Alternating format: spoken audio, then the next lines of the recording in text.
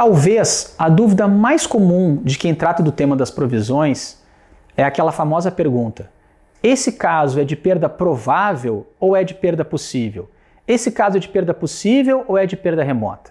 Pessoal, não há uma resposta exata, perfeita, de como classificar perda provável, possível ou remota. Obviamente, há uma grande margem de subjetividade nessa análise. O que o CPC 25 estabelece? Quando a gente vai ler o texto, ele é bastante genérico, né? Ele vai usar expressões como é mais provável do que possível, né? Quando não é possível e é remoto. Então, assim, o texto do CPC 25, nesse aspecto específico, embora ele dê a orientação geral, ele não resolve o nosso problema. Aqui, nós podemos nos utilizar de dois critérios. E aqui quero deixar claro que aqui é apenas uma sugestão, vários outros critérios podem ser utilizados e sempre é importante que isso seja muito bem alinhado pela empresa, muitas vezes inclusive na sua política interna de provisões, ou ajustado com os seus auditores independentes, com os seus auditores externos. Tem basicamente aqui dois critérios. Um critério seria, utilizando aqui um exemplo simples, pegar um processo e tentar dividir em três faixas. Então vamos imaginar o seguinte, né? O terço superior, né? Se eu estou, por exemplo, eu tenho aqui tentando fazer uma estimativa, mais de 66% de chances de que eu vou perder aquele processo, se eu imagino que a minha chance de perda está lá de 60 e poucos por cento para cima, eu teria uma perda provável, né?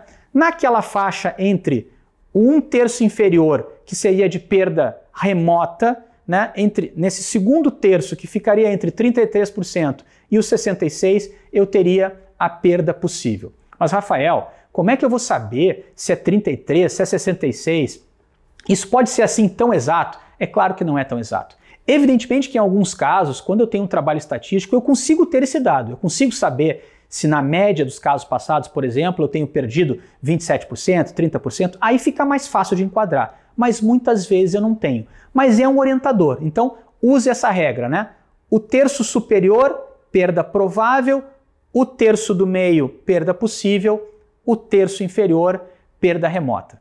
Mas além dessa regra, e aí também é um critério que pode ser utilizado e também é um critério correto, um pouco mais conservador, seria estabelecer que aqueles casos em que a minha perda, minha chance de perda, for superior a 50%, né, eu já teria perda provável.